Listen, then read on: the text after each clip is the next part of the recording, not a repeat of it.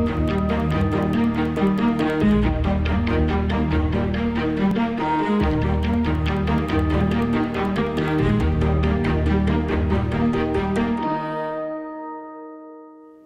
everyone. Thank you so much for joining us today.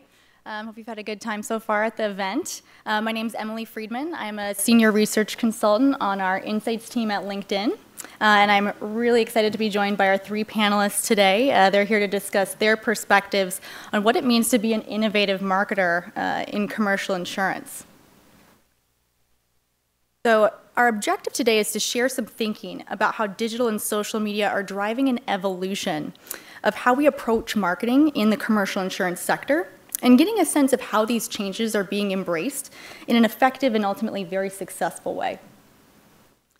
We also want to examine the evolving trends that we're seeing in digital and social adoption in the commercial sector, and in particular, how this is impacting decision-making in the B2B buying process. So to that end, before we get into the panel discussion, we'll set the context by sharing some key findings of a recent study that we fielded on our LinkedIn platform among commercial agents, brokers, and their clients in the United States. And then we'll move to the core of our session, which I think is what you guys are all here for, which is our panelists sharing their perspectives. And then we'll close with some audience Q&A, so you can feel free to think of some questions for our panelists here. So without further ado, I'll introduce our panelists. Over on the left, we have David May. He's the CMO of AIG, which we know is the largest underwriter of commercial lines in the US. David leads brand marketing strategy, research, and advertising at AIG. David was formerly a managing director at Goldman Sachs, where he created their brand marketing group and led marketing for their wealth management division. And on the right here, we have Elliott Bundy. He leads marketing communication at XL Group. And Elliott's team has been recognized for innovative approaches to brand design, content marketing, and digital communications. And interestingly, Elliott's career actually started in the political realm. And at one time, he served as the communications director for Mayor Giuliani.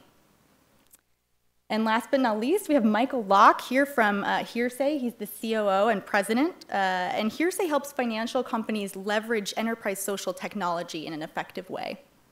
And Michael was also a founding executive at Google Enterprise, where he helped launch many of the Google apps for business that we all use. So what I just covered for each of you was on your LinkedIn profile. I'd love if you could each give us something that's not on your profile to give us a little more perspective about your backgrounds. Start with Elliott. Sure. This is probably a shame to admit, but my company just completed an acquisition, so we've gone through a brand change. We're now known as XL Catlin out in the market, and I've failed to update my profile so far. So it is not currently on the profile, but it should be. That we are trading under a new name. So that's one thing. The other, I think, may or may not be on there, but it's sort of a personal passion of mine is adoption. One of my children is adopted, so I'm on the advisory board of a group that is looking to pair social media and adoption to make that process easier. For me, this guy gets, we're going down the line here. A couple things. One, it's kind of probably obvious on my profile, but I'm Canadian, so even though I've lived in the U.S. for 20 years, that's there. So that's kind of on my profile. But what's not on my profile is I have a disproportionate, and some say unhealthy, interest in kids baseball. So I've been a longtime Little League coach, travel coach, all that kind of stuff. So I know more about actually kids baseball than I actually do about social media. So.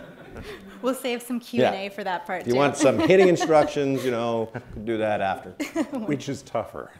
Hitting the baseball, much tougher. That's what I've always experienced that. I'll just comment pretty straightforward. Most of us started on LinkedIn, whether we're still there for this reason or not, for professional reasons. Wouldn't you put a billboard up? Wouldn't you get your resume out there? And yet, what each of these gentlemen has talked about is personal. They didn't say, well, you didn't see the paper that I wrote on, or that wonderful memo that I did on. And so as I was thinking about Emily's question yesterday, I was thinking, what's not on there is the degree to which my wife and daughters have actually affected absolutely every professional decision I've made since they came into my lives. And I think that's something that we can't ignore either when we're looking at people on LinkedIn, when we're trying to figure out who should we hire, or when we're trying to figure out how should we market to people, whether it be through LinkedIn, through advertising, or any other kind of vehicle, is at their core, they make personal decisions in addition to their professional, and you can't ignore that. Well, thank you guys. Those are great introductions. And we will turn it back to our panel in just a moment, but I think we'll go ahead and dive into our research so we can save time for that.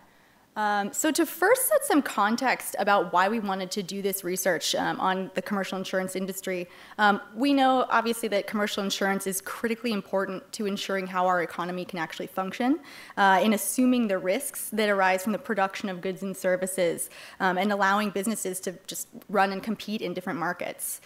And we know there's the reputation that it might be a little behind other financial sectors and even personal insurance specifically in terms of digital innovation. But we see a huge opportunity here. And we know that just under half of all the insurance lines written in the United States are commercial. And that totals somewhere near, correct me if I'm wrong guys, but $250 billion a year. So definitely a big opportunity to look at. We also know that managing risk carries huge responsibility, and this is kind of where we see LinkedIn and social and digital coming into play, as it requires such a huge and evolving range of knowledge. In covering all those risks across all businesses, there's so much to keep track of. So we definitely see the proliferation of digital and social really coming into play there. So to dive deeper into this trend, we wanted to hear directly from agents, clients, brokers, and clients to assess how digital and social are playing a role in their buying and selling process. And to do this, as I said, we surveyed these professionals on LinkedIn. We're lucky to have that access to ask them questions. And what we found from that study is actually what led us to wanting to have this discussion today. So with our research, we had 3 key questions we wanted to answer. So the first is, to what extent do agents, brokers, and their clients rely on digital and social sources for the discovery, consideration, and validation of information? And next, how does the industry adoption of digital and social resources impact what we see as the traditional intermediary relationship model between agents, brokers, and their clients? And finally, what opportunities do we see as existing for producers to build their brand, deliver value, and drive key results, most importantly, through their use of these digital and social tools? So in terms of their use of digital and social sources, as I said, we asked the extent to which agents, brokers, and their clients rely on digital and social for discovery, consideration, and validation. And looking at the top digital and social sources that they're using, we found that more than 3 in 4 clients and nearly 9 in 10 agents and brokers rely on professional networks for those purposes.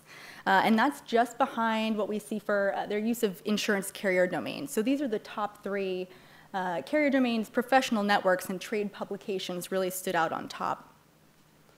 And further, when we look at the expected increases of how they're going to be relying on these sources in the future, they're strong across the board for digital, but for these 3 in particular, we're seeing really strong increases, and that includes 42% of clients and 59% of agents and brokers who plan to increase their use of professional networks for their buying and selling processes over the next year. So we know that clients are turning to professional networks like LinkedIn, and the value that they're finding is driving that expected increase in usage. But we want to know, what are they actually doing on the site? So the top purposes that we see clients turning to social media for their roles, first is perspectives and commentary on industry topics. And this for us really emphasized the value that they're placing on that added dimension of commentary and discussion that isn't necessarily part of the traditional digital resource for information. Clients are also turning to social, and as you can see in particular to LinkedIn, to identify and check credentials of prospective agents and brokers, as well as keeping up with company risks and emerging liabilities. So now looking at the top purposes that we see for agents and brokers, the same view there. We weren't surprised that listing credentials and their expertise was at the top of the list. And at this point, we see that as definitely table stakes to be listing that type of information. So starting to differentiate themselves and their brand through that way. But in addition to that, producers are keeping up with company and executive changes, staying on top of all of that kind of information for their processes, as well as identifying prospects and performing due diligence on potential new business. So we really focused a lot on what we found there for the prospecting end of the use cases, and we see a lot of a likely increase in that over the next year. When we see the types of results that they're getting from this usage, the increases really aren't a surprise to us. So first, 2 in 3 agents and brokers who prospect on LinkedIn have actually found a new potential client through the network. 2 in 5 clients who use LinkedIn to identify, so kind of on the other side of things, identify potential agents or brokers, have been influenced to work with one based on something that they've learned on LinkedIn. I should note, too, I don't know, for any of you who might have been in yesterday's session where they talked about social selling as one of the key themes, for agents and brokers, we saw a really distinct increase in results for those who are what we call a social selling index. So those who have a higher social selling index score really leverage the platform and all the different components that allow them to be better at selling through their networks. And those folks had a significantly higher success rate than what we saw for those who don't really tap into all the ways that they can leverage their network. So we saw this impact and utility coming to life as well in some of the qualitative responses that we heard. So one client told us how LinkedIn helps them leverage their network, not just to find brokers, but carriers as well. So doing research kind of across both of those ends. We had an agent talk to us about how LinkedIn allows for warm introductions over traditional cold calls, and that makes quite a bit of difference in terms of how they're approaching a sale. So to tie this all back to what we wanted to find out and what we want to talk about today, we landed on a few key takeaways of what we see as next. So first, that rising reliance that we see on digital and social resources for discovery, consideration, and validation of information is really transforming the way that commercial insurance is bought and sold. With that, though, clients are still maintaining their traditional intermediary relationships. We don't see a lot of change in that from some of the other data that we found. But at the same time, we're seeing them increasingly turn to digital and social sources to supplement what they're finding out from their agents, brokers, and carriers, getting another end of information, and also performing due diligence on what they're hearing elsewhere. And finally, I think the key part we're probably going to talk most about today is agents and brokers have key opportunities to effectively drive results through prospecting and providing value to their targets on LinkedIn.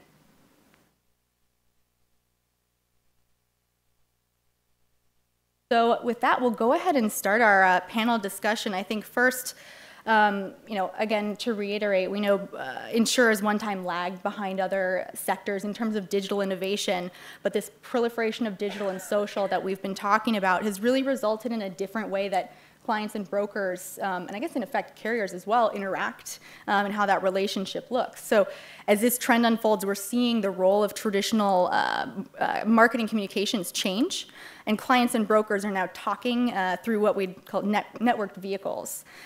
So with that tying into our overall findings, I'll throw out the first question for the group here in terms of their reaction. So given that brokers are the point of entry in the commercial insurance business and knowing how frequently they're now interacting and communicating with clients via digital and social, what do you believe is the resulting opportunity, business opportunity there? You're first. Okay. You sat closest.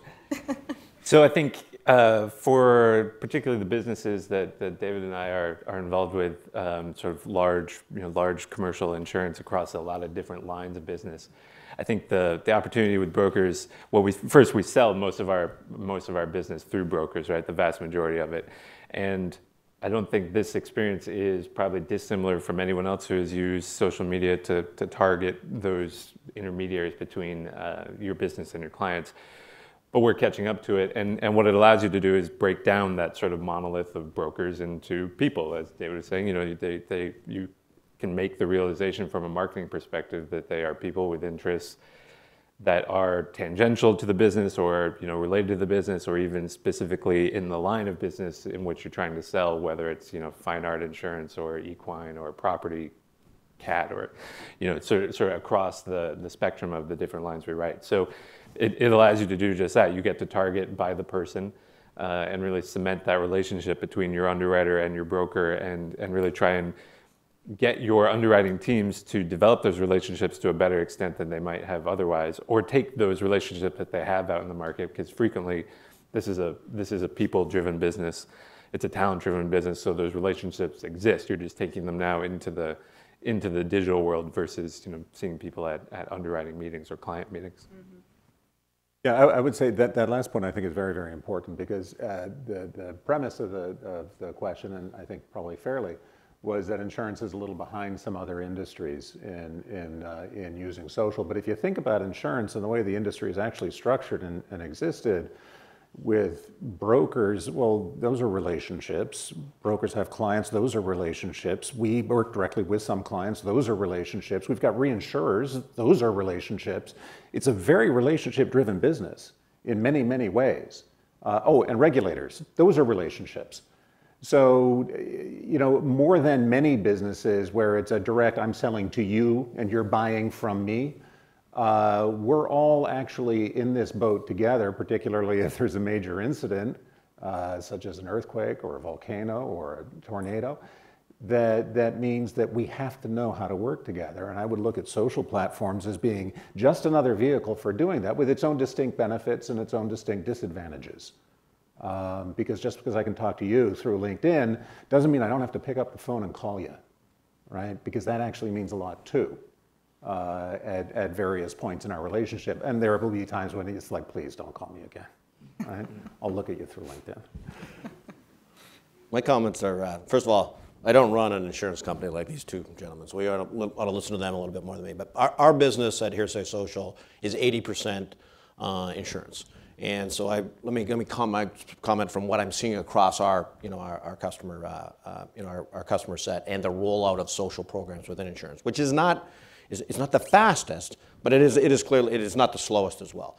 But I really see our customers tackling this in two halves. So the opportunity is, first of all, you're building relationships between the company and generally the wholesalers and the brokers themselves, which generally is might be somebody where you might have. This isn't like you have 10,000 wholesalers. You have 100 or 500, but they're trying to actually reach 10,000 people or 20,000 people. So you have to solve that problem. Then the thing that's actually a trickier problem to solve is then how are we going to take the people that are especially independent brokers and actually get them to speak to their companies and build relationships there. But those are the two halves of the problem. And so my customers are solving both of those halves. I would say that the wholesaler one in B2B is going faster, and we haven't made a lot of progress, I think, in the industry at actually taking independent brokerage and actually getting to use social and digital to actually sell in there, and that is a bit worrisome to me. Interesting. So that's kind of where you guys come in terms of helping enable that to happen. Generally, what Hearsay does is it helps you implement a centralized social program, help you develop the content that's there, help you deliver all those best practices. For commercial insurance, the predominant, all these numbers, it's LinkedIn. If you're in the personal insurance space, you're going to be a heavy Facebook user, as well. But you're generally not going to sell to CFOs and to the people that you sell to on Facebook. Right. So it's heavily linked, and we sit on top of that, and not only the free LinkedIn product, but we're also seeing a lot of success in our customer base now with the premium versions, especially Sales Navigator. That makes a lot of sense. Yeah, and David, touching on something that you had mentioned too, you find those networked connections helping out with the sort of chain of relationships, but you still want to pick up the phone and have that personal end to it. And I think with one of the quotes we saw earlier, that kind of ties in, you kind of take the network use to a point, and then you do kind of have to take it from there in terms of the traditional ways you might go about things. So I think with that, I'm curious for the panel too, with how your sales teams are leveraging digital and social for these specific purposes like prospecting. How are they doing that, and kind of what's the process that you're seeing taking place as that adoption starts? Not as much as they should or perhaps could, and that's where somebody like Hearsay can actually help a great deal, because it can give our legal and compliance teams more confidence that this is a manageable risk as opposed to just a terrifying risk. In terms of one of the wonderful things about these platforms too, and I think in particular LinkedIn for our business purposes, is the creativity that an individual can bring to bear. I worked with one advisor who spent about an hour a day on LinkedIn. And this is precious time, right? Very precious time. But he was spending an hour a day on LinkedIn, and what he was looking at wasn't the people he knew, but he was looking at where they were moving, right? And he was looking at where they were moving from, because he happened to be active in the tech space, because that told him what companies were tanking and what companies were growing. And that helped him figure out what companies do I need to pay attention? How can I get into this company? How can I work my way into the executives who are going to an up-and-comer? So, but that's the kind of creative, I wouldn't think of that, right? But I'm really glad that I've got somebody like Hearsay to help me make sure that he's doing it appropriately. I think that's right. Our experience is similar, right? It's sort of those who get it really get it, and they get into it, and they find opportunities to make it work, and they've even generated revenue out of these programs, which, from a marketing team makes us feel good, because we're not just spending the company's money now. We can take a little bit back in. It's a little bit, but it's something, and but then on the other side, there's all these tranches of people across the company who realize it's something they should be doing. Probably don't have the time necessarily. They think they don't have the time, where it's just not part of the toolbox yet, which always surprises me a little bit, again, because it is such a people-driven business. It just sort of makes sense that this is the avenue you would go through to develop those relationships. But I think part of it is generational. I think in our industry, I think part of it is just someone has to help them make the connection that this is part of the tool set they should be using. I would like to make two comments about, I think, how sales forces are being affected by this. There's many, but I'm going to pick two. So first of all, LinkedIn in particular, but all social media, helps you figure out who the heck you're going to call. So in the old days, you guys probably spent money on this, you would buy databases. We'll buy, somebody would phone me up, and I got these databases of these people, and they're accurate databases. And when you bought them, how accurate were they? Incredibly inaccurate, right? And then they go, we're actually phoning from the Philippines to update our database, and so we can update faster. These databases were just complete, they're not very good. So now you go, how do you figure out who to call now? Go to LinkedIn, right? And my teams, who are in B2B market, we don't buy those things anymore. Because LinkedIn is a self-updating database, updated by the actual people, not by some people in the Philippines phoning to find out what the organizational structure is there. So LinkedIn and social media is really helping you do that. The second thing that it's doing is it's really, not only commercial insurance, but almost all B2B selling was built on the telephone. It was first built on face-to-face calls. You used to knock on doors, before me, and I wasn't around for that time. But we basically, when I got in, I started B2B selling with IBM in 1984. Phone book, 80 phone calls a day, you do it. I thought, this is IBM, this is what IBM does? Yeah, that's what we do. Now, if you do that, nobody will answer the phone. All right, do people have phones on their desk? Right, do you guys ever pick them up? I have one on my desk. I don't know the number, right? You're not going to reach people with traditional phoning. I like to say now is that you can actually do business over the phone, but you have to have an appointment. So if I want to call you, I just can't cold call you, or even if I know you, you would consider that rude, right? Why are you calling me? It's 2 o'clock. But if you use methods to get in, you're going to make an appointment to do a phone call. So all the stuff that you're seeing that's now essentially enabled by, by LinkedIn, you can actually move to this way. So it isn't really an option, because if you've got a whole bunch of people buying databases and making phone calls, you're not getting in touch with a lot of people. Yeah, this is a live debate, though. We've got people, and I've discussed this with them, who are saying, social media really doesn't make sense for us in the commercial space because we talk with our brokers and our clients directly. So, we're in market right now with research amongst risk managers and a whole bunch of other audiences around the world. But from the US, I just beat up our agency to give me some numbers. And half of the risk managers say they're active on social media daily, right? So you can't say, not so much an issue, or it's just millennials and they're not really risk managers yet. That's just not true, all right? They're there. I don't care how old they are, they're there. And, oh, by the way, of the ones who are there, who are active daily, they've got a significantly higher propensity to think well of AIG, all right, because I asked that question too. So guess what? Your highest propensity call, if that's what you're going to do, fine, pick up the phone. I don't care how you do it. It's to somebody who is active on social media, and oh yes, by the way, it's LinkedIn. Michael, do you see, I'm curious with what you had said before, if you see this actually changing expectations in terms of you don't just pick up the phone and cold call anymore. On the other end of that phone, are the expectations changing based on the ways that they know you can be in communication now? Yeah, absolutely. And so let me tell a story from, again, IBM 1984. This is what IBM sends you to, they send you to sales schools. And IBM, it's B2B selling. And this is what they would teach you to do, is they would teach you, like, at the beginning of the call when I meet you, they'll say, okay, like, here's what I'm going to find out from you. And I'm going to ask you a series of questions. How long have you worked here? Where did you work before? Who hired you? What do you do? Where do you live? And all that stuff. And you would use that to then try to build some rapport. This is what IBM taught you. And then try to also find connections, which would allow you to connect your product to their needs. A year's worth of training. That's what that means. Now, if you walk into the call, you actually know all that information. I'm astounded by how many people don't. Yes. Because I'm active in wholesale marketing, and I'm a buyer. I'm shocked when people haven't looked at my LinkedIn profile.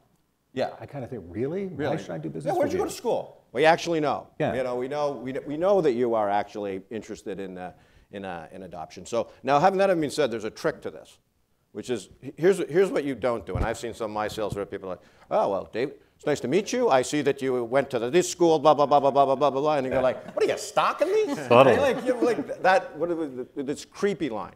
So the way I teach my people to do it is you say, like, you would still ask the questions, but you already know the answers. So you're not going to ask them questions that are not going to be relevant to this thing. But, oh, I see you went to Michigan State, where I also went, or where did you go, So there's an art to this thing. It's not just, robo LinkedIn, thing, because you don't want to appear creepy. But, it's all salespeople. It's not people like, you got to teach them to be prepared. And now you have this new trove of information. And if you walk in, I also use LinkedIn Connected, which I didn't hear a lot about it here, but I use LinkedIn Connected on my phone. And so what that is telling me is, which is even free, it's unbelievable, it's free. It links to my calendar. So before the calendar, so what it is, it said that, I'm sitting with David and Elliott here. Your profiles actually then came up on my phone. And I'm going like, so actually, if you're using that thing, you don't even actually have to work hard. It's going to push you the profile. Yeah. But what, 10% of the salespeople across all industries are using that, and we just got to make sales better. I think that's a great point because there's so many hidden, and as you mentioned, free too. I mean, even just looking at your third-degree connections on LinkedIn, like that's something anyone could do.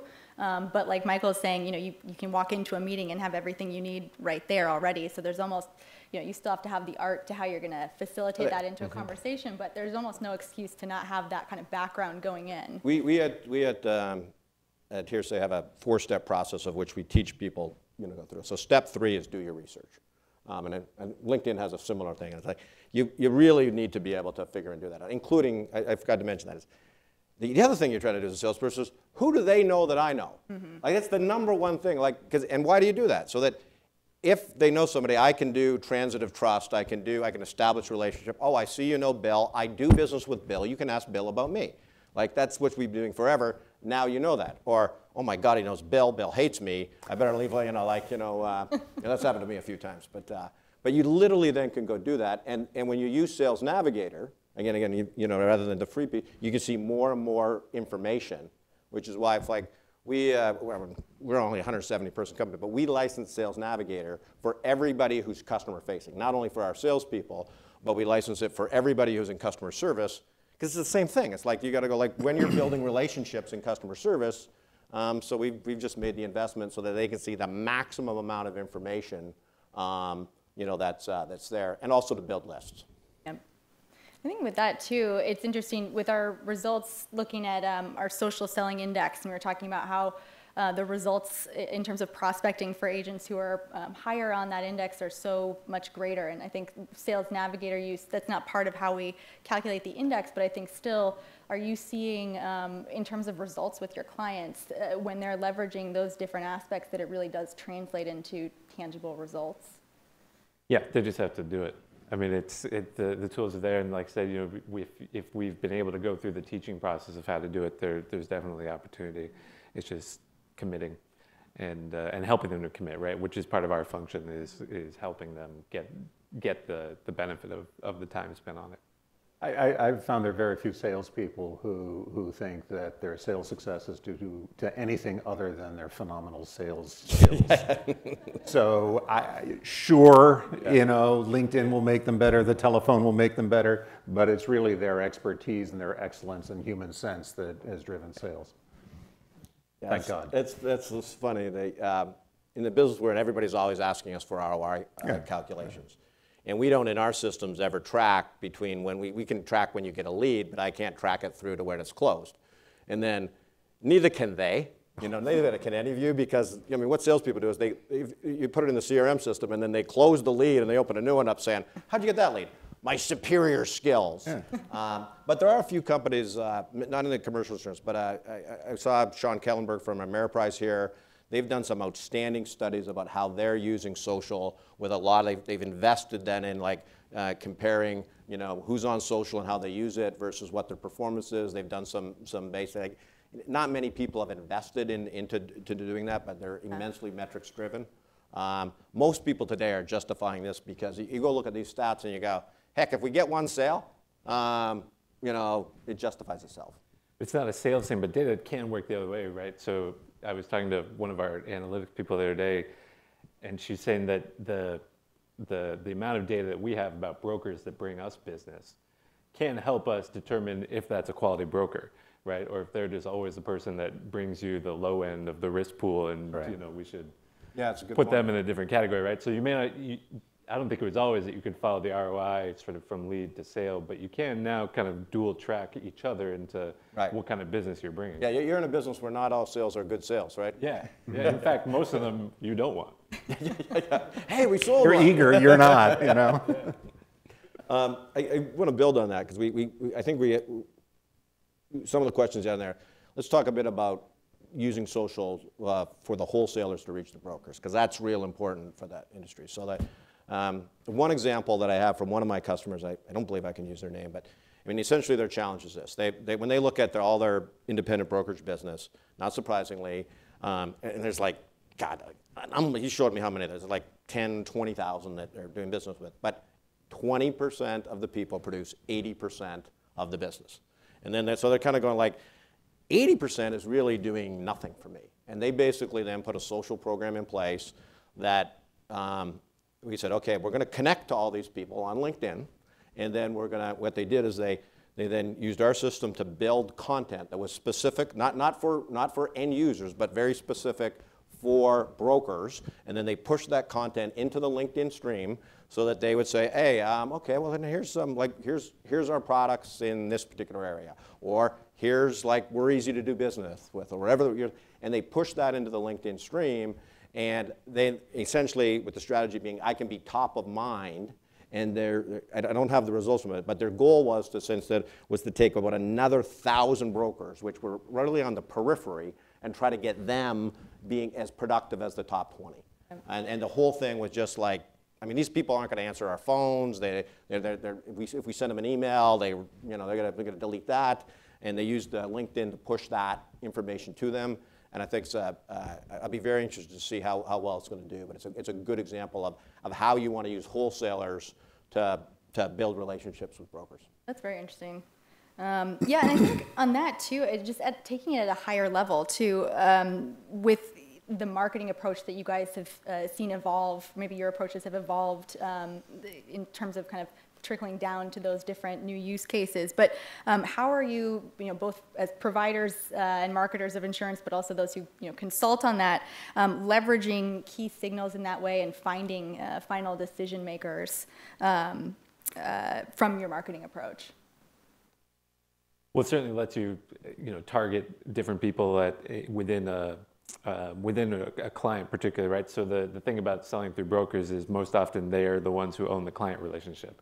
And it's, I think, kind of always been a goal from a marketing point of view from a provider is to how do you get to the client, right? And bypass kind of the necessary middleman that is the broker and really have them be part of the buying discussion, or at least make sure that when they're going to the broker that, your name, whether it's XL or AIG or anybody in the sector, is kind of top on the list, not only from the list that the broker provides, but if you're not on the list, that you want that client to know your name and have them ask, why is XL not on the list, right? So I think it obviously, you can use this data because it breaks through those silos and allows you to target the client directly. And that's like any other marketing that you might do where, you're putting some sort of thought leadership out there in a space that a client's likely to see. This is just one more channel to do it, and probably a little more effective because you can actually get into the person who is the risk manager or in the CFO's office, or even, someone who you think might be just in the C-suite in general, so that your name is top of the conversation. Right.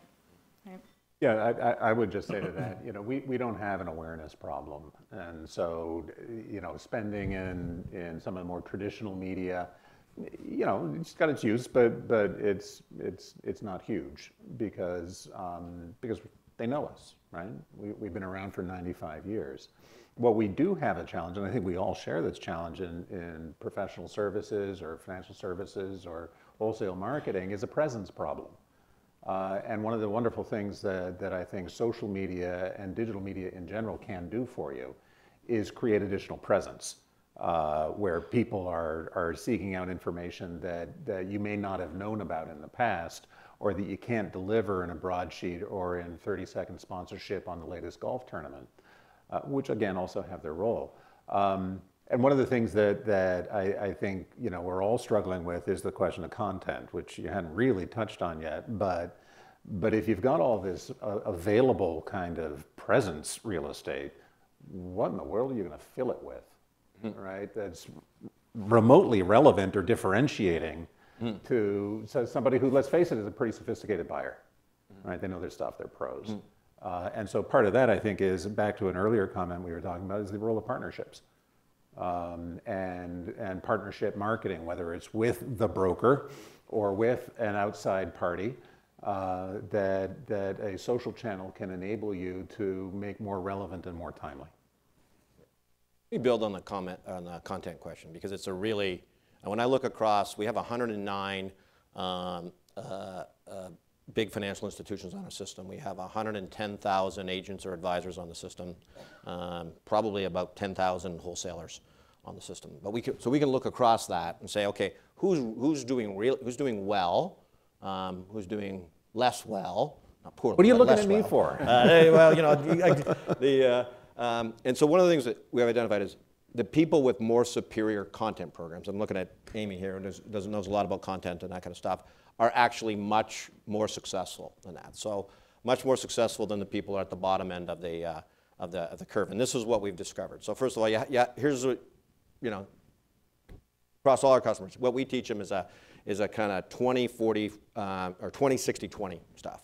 We teach them that what you can't go out, either on LinkedIn or anything, you can't go out and just say, I have great products every day. Like I got great products, it's fabulous, they're cheap, they're like they go, oh, it's like you're screaming into social media that, like people will just shut you off. Sometimes they will unconnect from you, but they will, is that what we say on LinkedIn, unconnect?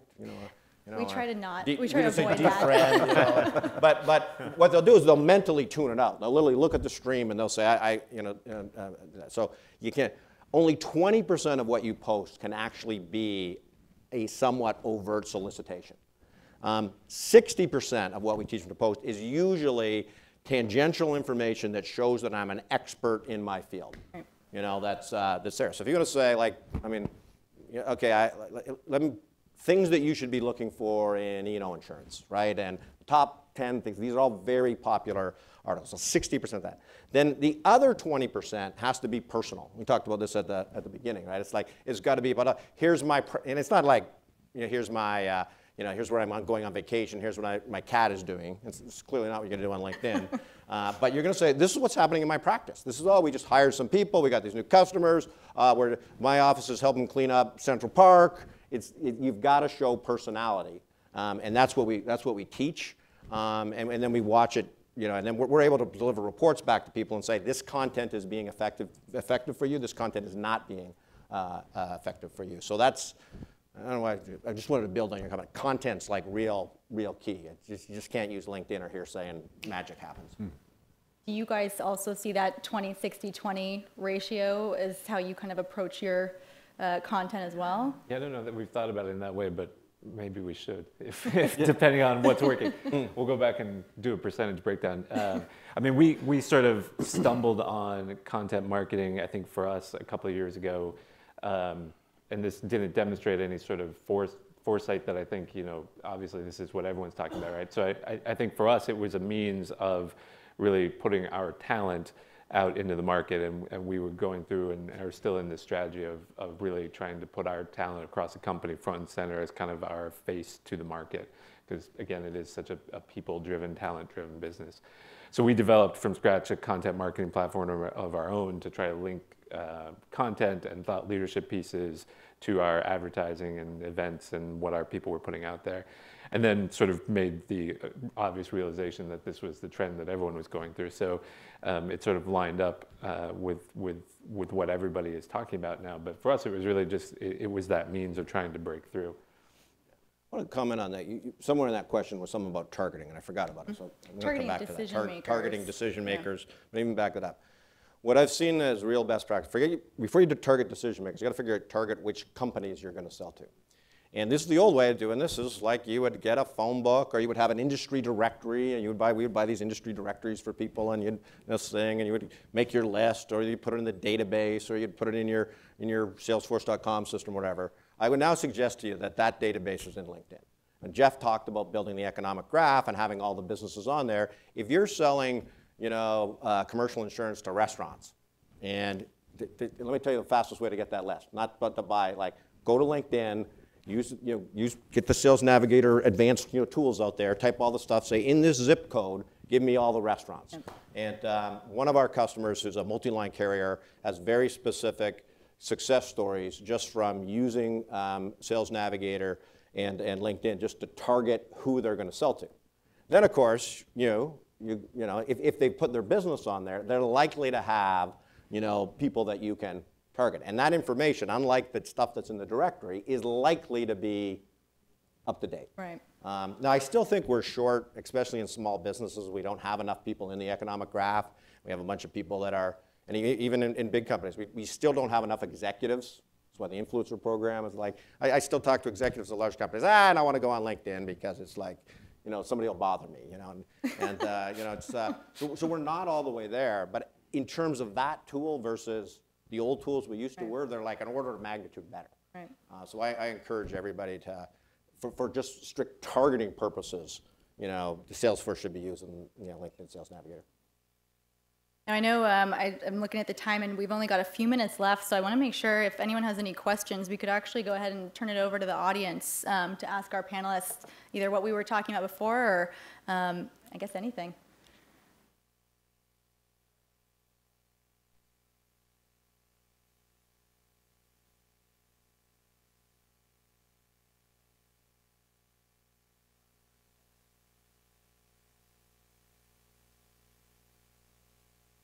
A couple of points on that. First of all, it's their profile. right? It's not AIG's profile. So if you work for AIG, if you're one of the 64,000, that's your profile. We can't tell you what to do. At my old company, we wouldn't even give them guidance as to what they might do that would be roughly compliant with, because that makes you at risk, right? So, okay.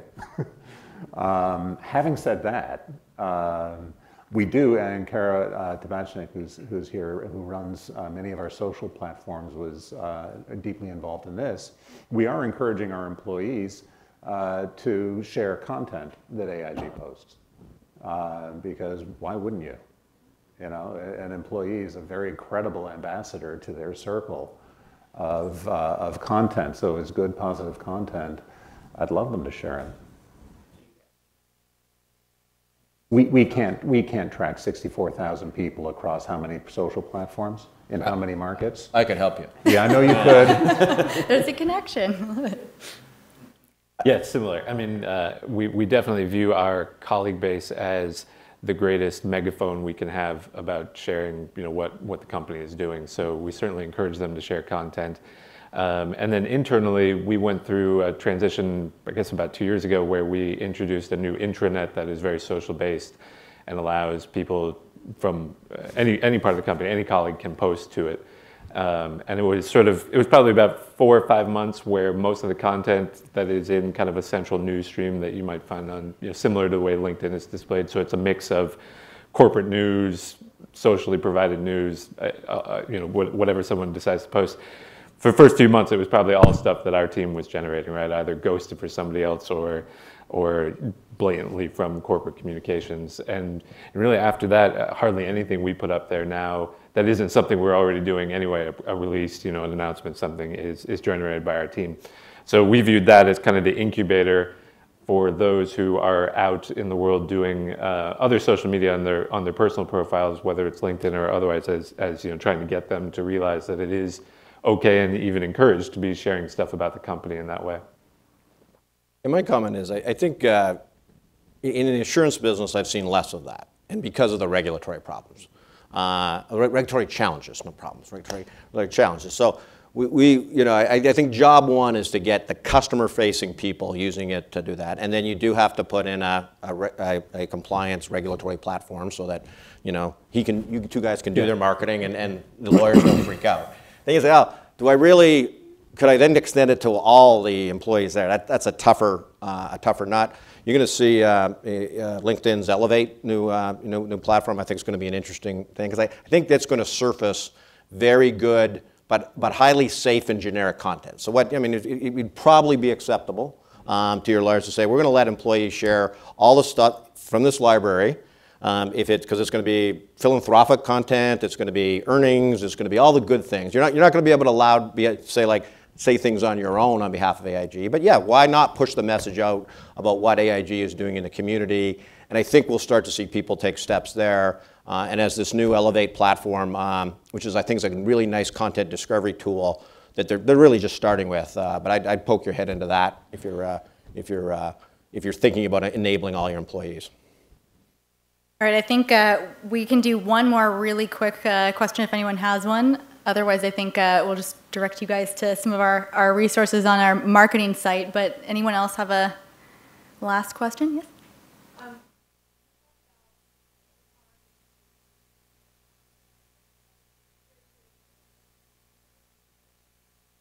What about with Twitter? Have any?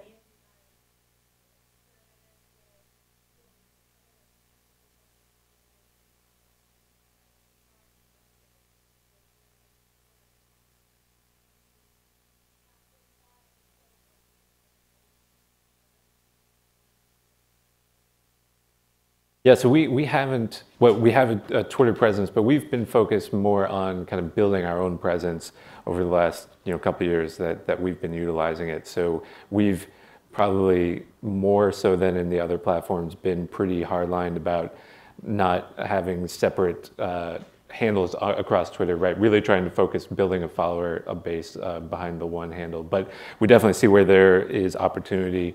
We have a new initiative we just launched, which is kind of a venture capital fund around innovative insurance solutions. That's an opportunity that speaks to a different set of people than is probably already in our Twitterverse, and so that's something we'd probably do. Help them do it, but we haven't gotten into specific people yet. We've been keeping a tighter lid there, but we certainly see the opportunities.